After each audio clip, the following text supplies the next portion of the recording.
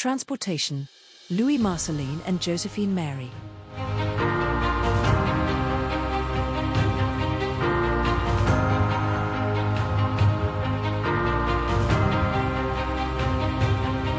Penal transportation, or simply transportation, was the relocation of convicts or other undesirables to established penal colonies to serve out their punishments.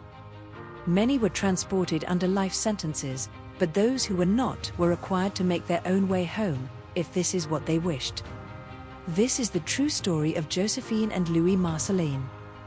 Josephine is also known as both Josephine Marceline and Josephine Ally. She was the wife, or at least, partner of Louis Marceline, who was also known as Marceline Currock. They were both arrested on the 17th of February 1833, and charged with the crimes of receiving stolen goods and harboring Maroons, likely due to Maroon slaves being found at their place when they were arrested. The stolen goods in question came from Maroon or runaway slaves who were likely stealing property to survive and included gold watches, jewelry, and gemstones. Louis and Josephine were not transported on a standard British convict ship, but on a commercial brig named the Dart. As far as we can tell, this was the first time the Dart had been used to transport convicts. The second time is an even more tragic tale. The Dart was primarily carrying a cargo of Mauritian sugar for the colony's sweet tooth.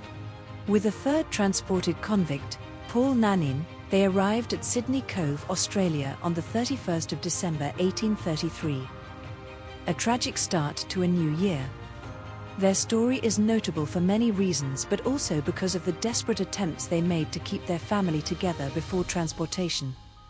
They had 5 children, 2 male and 3 female. Their eldest, Marie Estelle, herself a young mother, and 4 dependent children aged 14, 13, 4 and 14 months.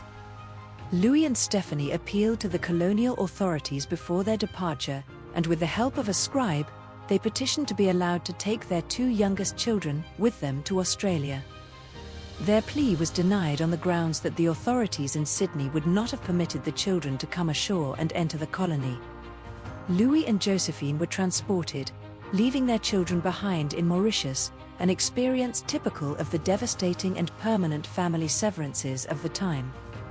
The records describe Louis as 40 years old, a Mauritian Creole and a free man, whilst Josephine was 38 years old, also a free Mauritian Creole, with a copper-colored complexion, black hair, and dark brown eyes. Josephine was pregnant. The testimony of the Maroon slaves identified Josephine as the person behind this operation. Both were found guilty and sentenced to 7 years transportation. Josephine was placed in the Parramatta female factory, where tragically, she died a few months later.